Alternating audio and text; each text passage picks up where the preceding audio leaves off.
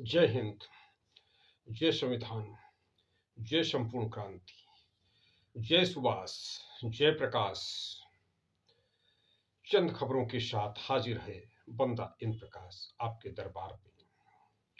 आज 16 फरवरी 2023। खबर पटना बिहार से। और बिहार के मुख्यमंत्री नीतीश कुमार जी समाधान यात्रा कर रहे थे। आज से 16 फरवरी समाधान यात्रा संपूर्ण हो जाएगी। और दूसरा खबर यह रहा कि बिहार में शेखुपुरा, तो वहां पर पहाड़ों का ब्लास्ट किया जाता है। पहाड़ी क्षेत्र है शेखुपुरा में। तो जब ब्लास्ट होता है तो आसपास के मकानों पर पत्थर बरसने लगते हैं, पत्थर गिरने लगते हैं, तमाम लोग चोटिल हो जाते हैं।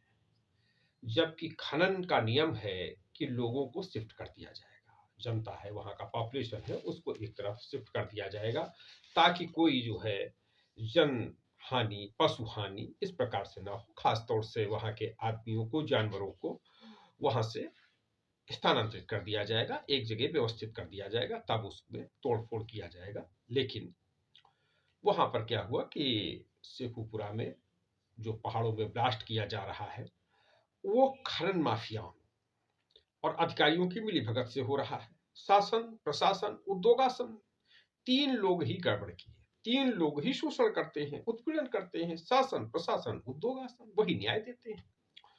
तो उनमें मिलीभगत होने के कारण नियमों की अनदेखी हो रही है, नियमों का पालन नहीं हो रहा है। शेखुपुरा बिहार में पर्वतों, जो पहाड़ों में विस्फोट किया जाता है और जनता को नुकसान उठाना पड़ रहा है। एक खबर शेखुपुरा से। और पलामू, झारखंड से भी एक खबर है। तो पलामू का यह पांकी मस्जिद चौक एरिया है।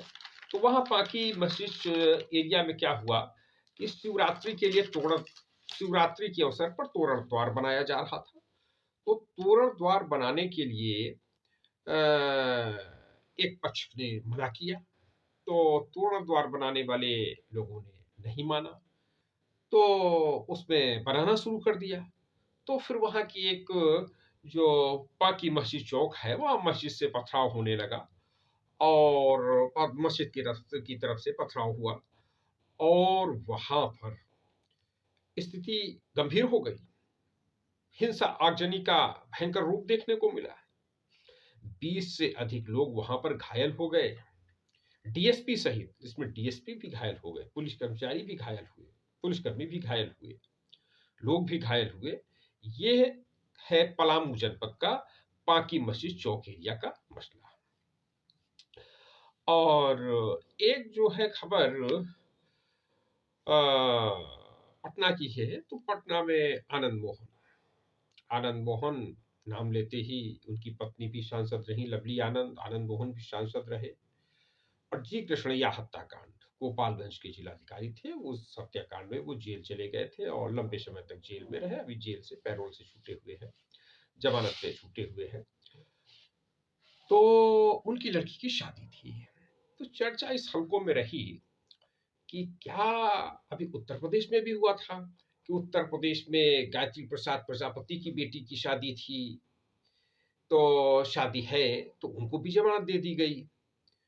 और एक और घटनाक्रम हुआ उन्नाव जनपद के, उत्तर प्रदेश के उन्नाव जनपद के कुलदीप सिंह सेंगर विधायक रहे, कई बार के विधायक रहे, भाजपा से, सपा से, बसपा से विधायक रहे।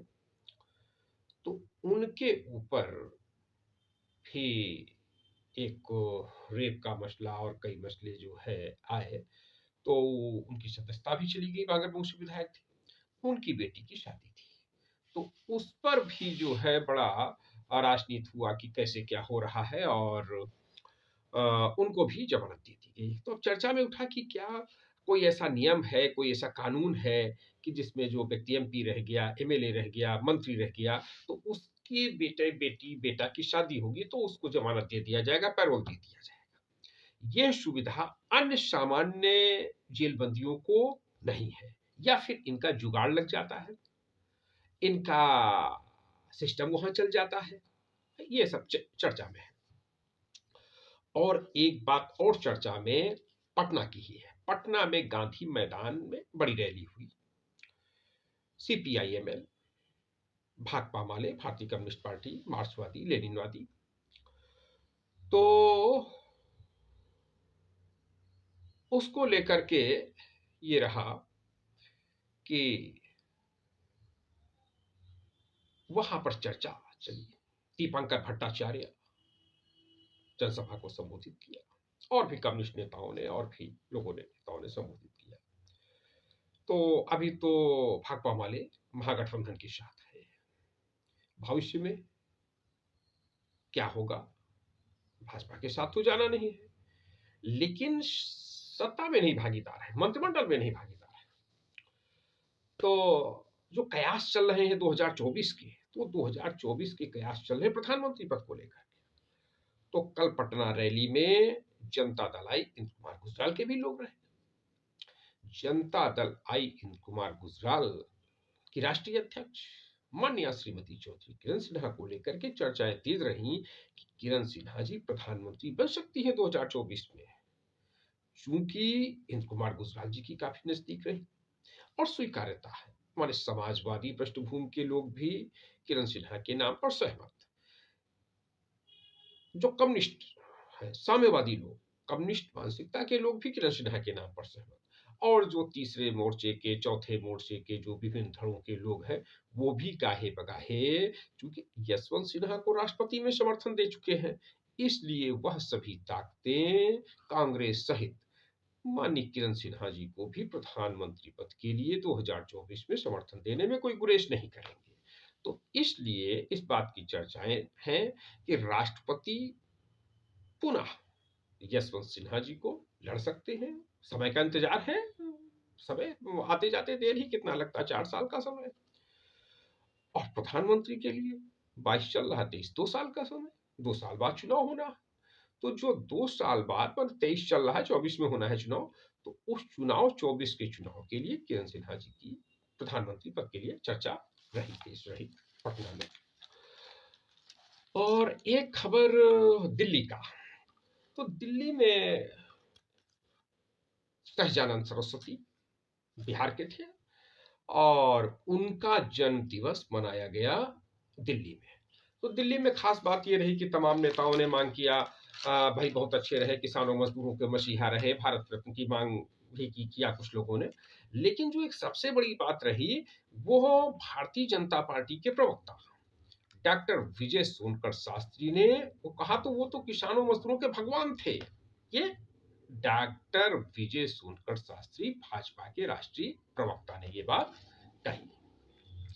एक और दिल्ली से खबर रही कि पाकिस्तान में लगभग 700 जो कैदी जेल में है, तो केवल ये एक जेल की बात है, एक जेल में वहां पर किसी तरीके से एक राजू दास पाकिस्तान चले गए, किसी तरीके से गलती से, तो जेल में चले गए। जब जेल में चले गए, जेल हो गई। और दूसरे गमेरा राम, तो गमेरा राम भी जेल चले गए। तो गमेरा राम किसी लड़की के प्यार में चले गए, दोनों लोगों को जेल हो गई। तो दोनों लोग अभी छूटे। तो छूट कर जब वो अटारी बॉर्डर पर आए, बाहर आए, तो उन्होंने बताया मीडिया के लोगों को कि लगभग 700 लोग जिस जेल में हम थे उसी में भारतीय बंद है और उनकी मानसिक स्थिति बहुत खराब है, उनका बर्ताव बिल्कुल पागलों जैसा हो गया है। ये राजू दास और गमेरा राम ने बताया, जो पाकिस्तान की जेल से निकले हुए थे। और उत्तर प्रदेश से देखा जाए तो उत्तर प्रदेश की खबर ये रही कि राजू दास अयोध्या वाले और स्वामी प्रसाद मौर्य ये ताज होटल में भिड़ गए। अब सवाल इस बात का है कि ये कैसे भिड़ गए कि भाई शासन प्रशासन जब एक दूसरे की जानी दुश्मन। राजू दास ने कहा 21 लाख रुपया जो स्वामी प्रसाद का सर काट के लाएगा, राजू दास भी एक साथ जा रहे हैं, स्वामी प्रसाद मौर्य भी पूर्व मंत्री रह चुके हैं, विधान परिषद के सदस्य हैं, इस समय चर्चा में है, पर चर्चा में है। तो आखिर पुलिस पीएसी क्या कर रही है, एलआईयू क्या कर रहा है, आईबी क्या कर रही है, माने खुफिया तंत्र सरकार का, कि दो दो जो है एक दूसरे के जानी दुश्मन मिल रहे हैं, एक ही रास्ते से गुजर रहे हैं, तो कोई अनहोनी हो जाएगी तो क्या होगा। मैं लोकसभा के चुनाव में अक्सर जाता हूं, लोकसभा विधानसभा के चुनाव में जो हमारा अनुभव है लगभग 40 वर्षों का, तो उसमें जैसे गाजीपुर 14 का चुनाव हो रहा था, 9 का चुनाव, तो जब पता चला कि एक तरफ अंसारी ग्रुप, दूसरी तरफ मनोज सिन्हा ग्रुप चला, तो पुलिस पीएसी तो रहती ही थी, खुफिया तंत्र पता लगा लेता था किस रास्ते से आप जा रहे हैं, प्रयास करता था कि इस प्रशासन मैनेज करता था ना कि इस रास्ते से आप निकलिए, इस रास्ते से आप निकलिए, एक दूसरे का आमना सामना ना होने पाए। यह बिहार में भी तमाम जगहों पे होता है कि जब दो दो ऐसे लोग जिनमें टकराहट की आशंका होती है कि ये दोनों लोग एक तरफ से निकलेंगे तो समर्थकों में टकराहट हो सकती है, नेता सुलझे हो सकते हैं, नेता जान रहे हैं कि हम भाई माल मलाई खा रहे हैं, मिलवा कुश्ती भी लड़ते हैं कभी कभी कि हम तुमको गरियाएंगे, तुम हमको गरियाओ, और फिर बढ़िया फोटो अखबारों में आएगा, और फोटो अखबार वाले हमको भी जानेंगे, मीडिया वाले तुमको भी जानेंगे, मिलवा कुश्ती लड़ लेते हैं, उसका फायदा उठाते हैं। कभी कभी होता है कि यह बात कार्यकर्ता नहीं समझ पाता है, कार्यकर्ता आपस में लड़ जाता है, लड़के घायल हो जाता है, केस झेलता है, मुकदमे झेलता है, तो कार्यकर्ताओं के बीच हो जाती है झड़प। तो इस झड़प को रोकने के लिए शासन प्रशासन को होना चाहिए सतर्क, और सतर्क रहते भी हैं, जहां सतर्क रहते हैं वहां बच जाते हैं। तो जो ताज होटल में घटना हुई वहां पर सतर्कता नहीं रही, इसलिए आपस में झड़प हुई, एक दूसरे के खिलाफ एफआईआर वगैरह भी दी गई है, कुछ एप्लीकेशन वगैरह दी गई है, और एफआईआर वगैरह भी लिखाई जाएगी, ऐसा समाज सूत्राओं ने लखनऊ के बताया। और एक प्रकरण आया है कि ये मुख्तार अंसारी के बेटे अब्बास अंसारी, ये मऊ के विधायक, ये चित्रकूट से कासगंज जेल भेज दिए गए, ट्रांसफर हो गया। दूसरा प्रकरण है वो स्वार टांडा से है, रामपुर से, जहां पर मोहम्मद आजम खां के बेटे अब्दुल्ला आजम की दोबारा विधायकी निरस्त कर दी गई है। और विधानसभा सचिवालय ने बताया कि 13 फरवरी 2023 से अब्दुल्ला आजम की सीट, जहां से वो विधायक थे, स्वारटांडा सीट रिक्त घोषित कर दी गई है। तो आपका अब काफी संभावनाएं बन गई हैं कि इस सीट पर भी चुनाव होगा, विधानसभा का उपचुनाव होगा। तो ये जो है खबर रही।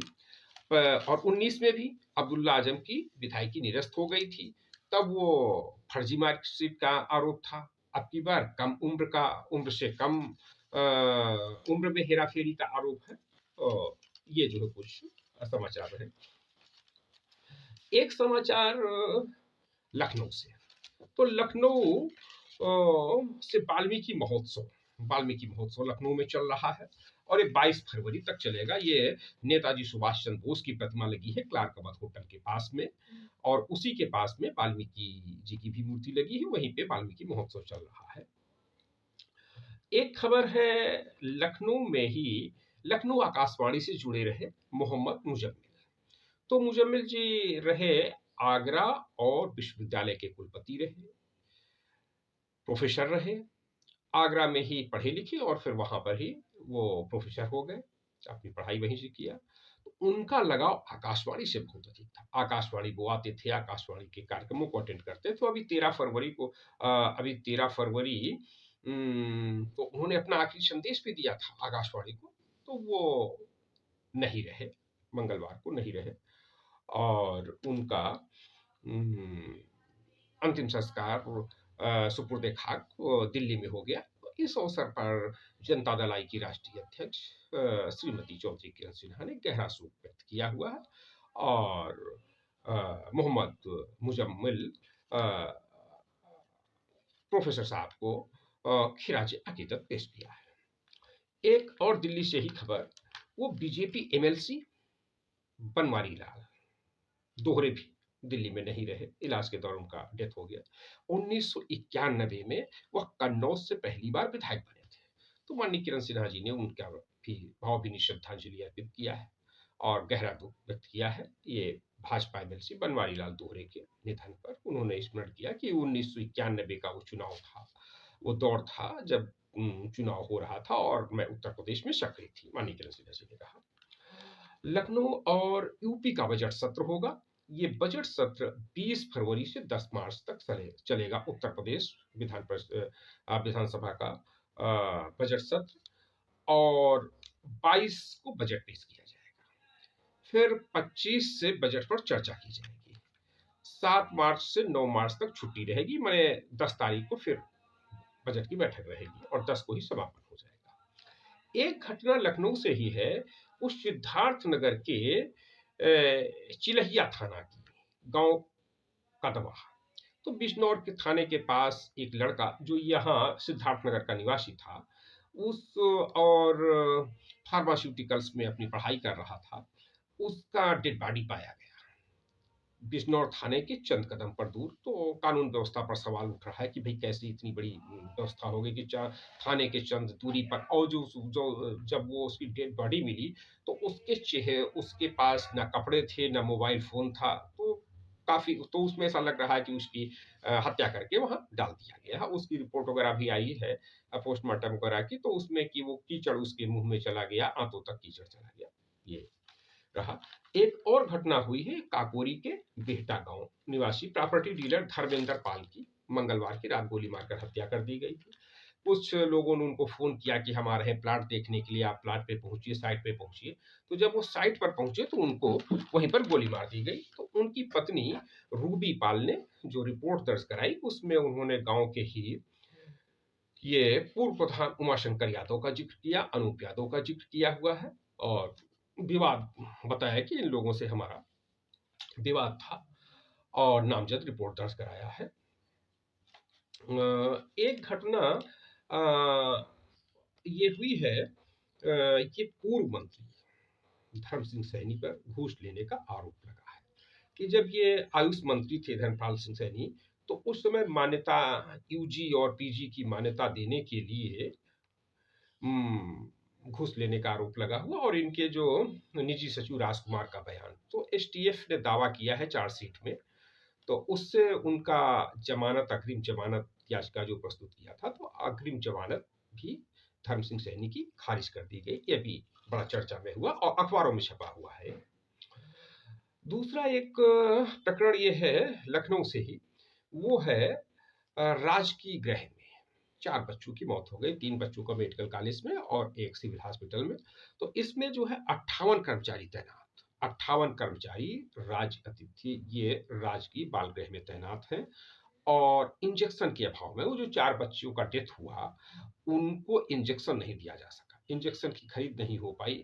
अधीक्षक ने बताया नहीं कि पैसा हमारे पास बजट नहीं है, इस तरीके से है। तो अब ये सब कानून व्यवस्था पर सवाल उठ रहे हैं कि आखिर ऐसा कैसे हो गया कि इतनी बड़ी घटना हो गई, 4 बच्चे चले गए। और ये जो यहाँ पर घटना हुआ प्रॉपर्टी डीलर का, तो उस प्रॉपर्टी डीलर की जो है धर्मेंद्र पाल की गोली मारकर हत्या कर दी गई। तो लग रहा है कि जो है लोग कह रहे हैं कि भाई उत्तर प्रदेश सरकार का इकबाल नहीं दिख रहा है। और सबसे बड़ी घटना, शर्मनाक घटना कानपुर की, जिसमें माँ बेटी, अब उसमें कुछ लोग जो है सवाल उठा रहे हैं कि ब्राह्मण माँ बेटी, माने ब्राह्मण जाति को लेकर के, धर्म को लेकर के एंगल ढूंढ करके, और समाजवादी पार्टी ने जो चंद दिन पहले संकेत दे रही थी कि नहीं सवर्णों से बहुत ज्यादा वास्ता नहीं, उसने जो जांच कमेटी बनाई, जो प्रतिनिधिमंडल भेजने की बात किया, गठन किया, उसमें रायबरेली के मनोज पांडे और कानपुर के अमिताभ वाजपेयी, अपने ही विधायक, समाजवादी पार्टी के ही विधायकों को भेजने का काम किया, लेकिन वह पहुंच नहीं पाए। तो उन लोगों ने भी बाद में प्रेस कॉन्फ्रेंस किया, और प्रेस कॉन्फ्रेंस में करके कहा कि ये हाल इतने जो है खराब रहे कि हमको जाने तक नहीं दिया गया वहां पर।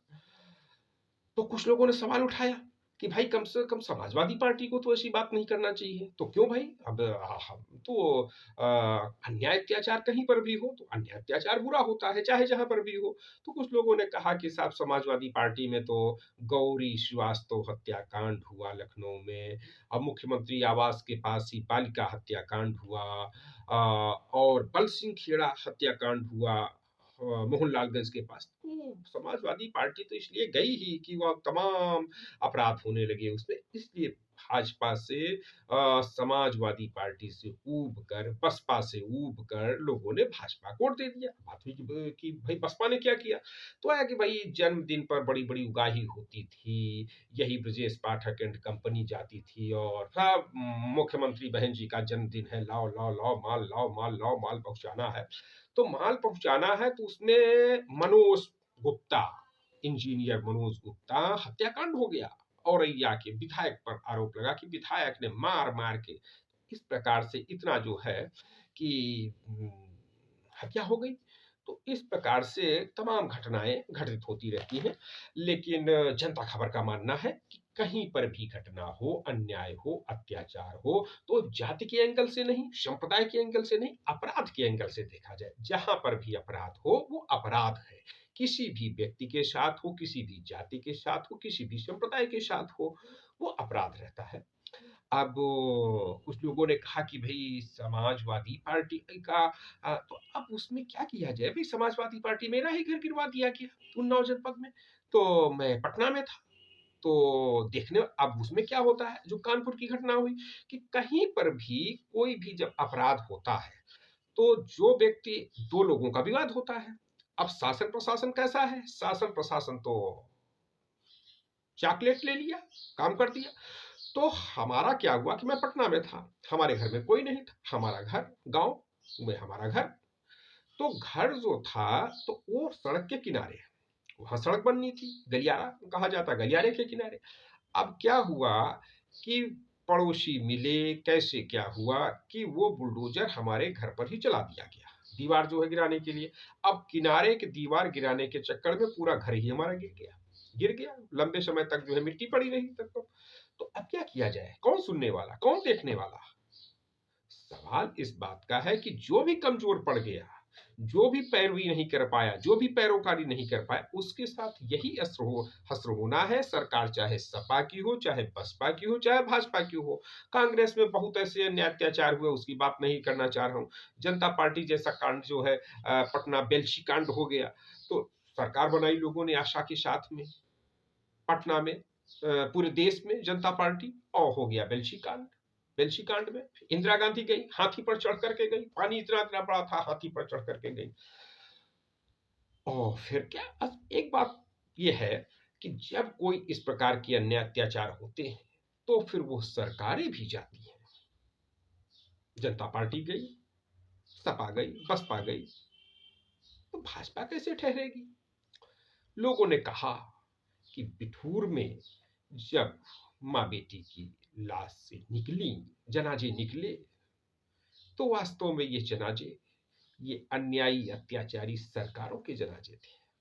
परिणाम दिखाई देगा, जिस प्रकार से सपा गई, बसपा गई, उसी प्रकार से भाजपा का भी जाना तय है। जनता के अंदर एक भावनाएं निकलती हैं स्वाभाविक रूप से, तो भावनाओं का जनता ही नहीं सोच पा रही है कि भाई क्या शिक्षा, रोजगार, लेकिन देखा अन्याय अत्याचार, उसको शिक्षा नहीं मिल रही, रोजगार नहीं मिल रहा है, अधिकार नहीं मिल रहा, संपत्ति नहीं मिल रही है, खेत नहीं मिल रहा, बाग नहीं मिल रहा, जनता चुप है, कोई बात नहीं, अपने खेत काम, अपने खेत खलिहान में लगी हुई है, अपने मेहनत मजदूरी में लगी हुई। लेकिन जब इस प्रकार की घटनाएं हो जाती हैं तब जनता आक्रोशित हो जाती है, और आक्रोशित होकर के वो एक माहौल बनता चला जाता है कि इस सरकार ने इतने गलत काम किए हैं, तो अब इसको हटाओ, जब इसको हटाओ तो फिर दूसरे को लाओ, नया। अब उत्तर प्रदेश की जनता भी किसी नए को लाने के लिए तैयार हो रही है। जो चर्चाएं पटना में हुआ, तो पटना में जो गांधी मैदान पटना में उठी किरण सिन्हा, जनता दल आई, वही बात जो पटना बिहार में हो रही है, वही बात यूपी में भी हो रही है, लखनऊ में भी चल रही है, दूसरे लखनऊ के अतिरिक्त दूसरे हिस्सों में भी हो रहा है कि किरण सिन्हा, जनता दल आई, किरण सिन्हा लाओ, और जनता दल के सहयोगी जो है उनको लाओ। वो लड़ाई भी जो होगी 2024 की, हर हर मोदी, हर हर सिन्हा, घर घर मोदी, घर घर सिन्हा, माने जो एक तस्वीर बन गई है, किरण सिन्हा, यशवंत सिन्हा, शत्रुघ्न सिन्हा बनाम मोदी, शाह, योगी, ये सब बन गया है। तो 24 की लड़ाई मोदी बनाम सिन्हा होना तय है, ये जो चर्चाएं चल रही हैं। तो अब इन चर्चाओं में एक बात ये है कि अन्याय अत्याचार इतना हो रहा है, और इसका अभी जनता दल यूनाइटेड के प्रवक्ता कुंवर अजय सिंह ने कहा कि भाई जनता जागे। इसका भी हल जो यही निकलेगा कि जनता जागे। जनता जागने का मतलब है कि जयप्रकाश जी की विचारधारा के अनुसार संपूर्ण क्रांति, नेताजी सुभाष चंद्र बोस की विचारधारा के अनुसार, कि भाई जहां पर भी अन्याय अत्याचार होगा, हम अन्याय अत्याचार के खिलाफ खड़े होंगे। हम किस पार्टी से जुड़े हुए हैं ये मुद्दा नहीं है, हम किस जाति से जुड़े हैं, किस संप्रदाय से जुड़े हैं, ये मसला नहीं है।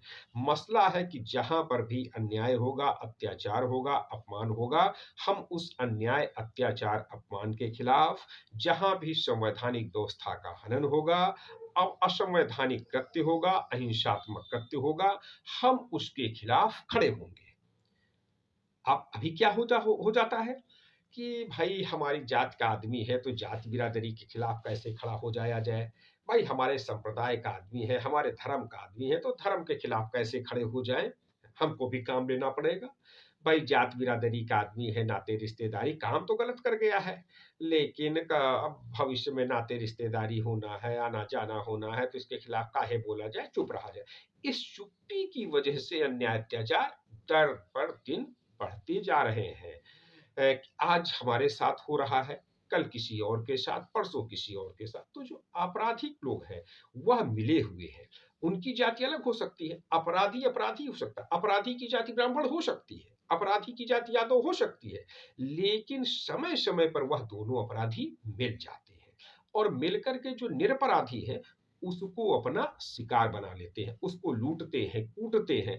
और जो लुटता कुटता पिटता है वो ये कि भाई हमारी बिरादरी के हैं कुछ लोग, कि भाई हमारी बिरादरी का नेता उनके साथ है, कुछ नहीं मिलने वाला है, लेकिन हमारी बिरादरी के नेता उनके साथ है तो अब चुप रहो मसले पर। इस प्रकार की स्थितियां आती जा रही हैं।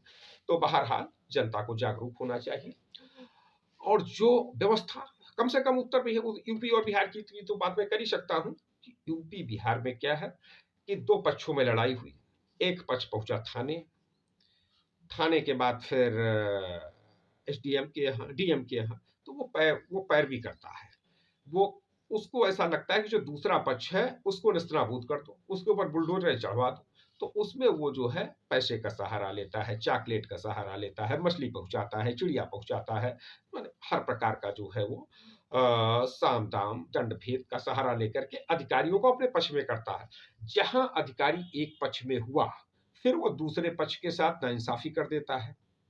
नाइंसाफी करने से कानपुर जैसी घटनाएं हो जाती हैं। अब कानपुर घटना का चर्चा तो ये कि भाई ये वहां पर हालांकि एसआईटी का जो है वहां पर गठन वहां के लिए भी कर दिया गया है, लेकिन चर्चा इस बात की भाई कैसे माँ बेटी को जो जलना पड़ा वहां पर। बुलडोजर चलने का मतलब ये है कि जितने भी वहां के मायावती वगैरह ने भी कहा, 4 बार की मुख्यमंत्री, और जो भी कह रहा कि भाई माँ बेटी की मौत हो रही, कभी मुख्यमंत्री ने कहा कि बुलडोजर माफियाओं पर चलेगा, जो दुर्दांत अपराधी उन पर चलेगा। लोग सवाल पूछ रहे हैं कि भाई माफिया जो जो अनाप शनाप बोल रहे हैं, धार्मिक विवाद फैला रहे हैं, उनके यहाँ बुलडोजर नहीं चला, दुर्दांत अपराधियों पर बुलडोजर नहीं चला। बुलडोजर चल गया बेचारे जो गरीब ब्राह्मणी पर, गरीब सवर्णों पर। यह भी बात ध्रुव चंद्र मिश्रा की ओर से राष्ट्रीय महासचिव जनता दल आई, वो तो गरीब सवर्ण की बात उन्होंने कहा कि भाई गरीब सवर्णों का उत्पीड़न किया जा रहा है। एक तरफ बड़ा सवर्ण जो है, अपराधी सवर्ण जो है, माफिया सवर्ण जो है, वो भाजपा में बैठ के मलाई खा रहा है, माल खा रहा है, मलाई खा रहा है, सत्ता का सुख भोग रहा है। और जो शोषित है, पीड़ित है, उपेक्षित है, गरीब सवर्ण है, उसी का नुकसान हो रहा है। तो उन्होंने कहा कि भाई सवर्ण आयोग का गठन होना चाहिए, जैसे माननीय किरण सिन्हा जी के प्रयासों से, शरद यादव के प्रयासों से बिहार में सवर्ण आयोग का गठन हुआ, उसी प्रकार से उत्तर प्रदेश में भी सवर्ण आयोग का गठन होना चाहिए। और शायद सवर्णों की समस्याओं पर बात होना चाहिए कि सवर्णों की समस्याएं क्या है। तो ठीक है, सभी साथियों से यही निवेदन है कि आप कमेंट कीजिए जनता खबर को, अधिक से अधिक जनता खबर को देखिए, और जनता खबर को लाइक कीजिए, शेयर कीजिए, कमेंट कीजिए, सब्सक्राइब कीजिए। अपनी बात बताइए कि जनता खबर क्या संशोधन करे, क्या सुधार करे, और देखते रहिए जनता खबर। इसी के साथ जय हिंद, जय संपूर्ण क्रांति। धन्यवाद।